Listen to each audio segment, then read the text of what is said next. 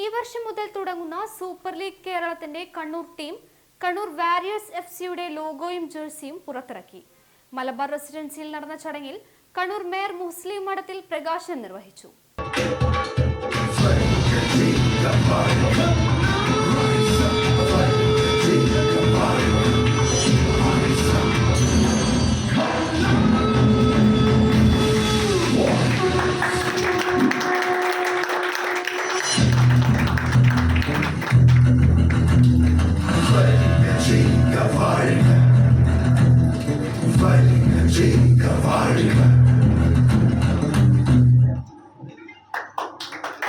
കേരളത്തിലെ ഫുട്ബോളിന്റെ മുഖച്ഛായ മാറ്റുന്നതിനോടൊപ്പം കണ്ണൂരിലെ ഫുട്ബോൾ രംഗത്ത് കാതലായ മാറ്റങ്ങൾ വരുത്തുവാൻ ക്ലബ്ബ് പ്രതിജ്ഞാബദ്ധമാണെന്ന് ക്ലബ്ബ് ഉടമകളിൽ ഒരാളായ ഡോക്ടർ എം പി ഹസൻ കുഞ്ഞി പറഞ്ഞു.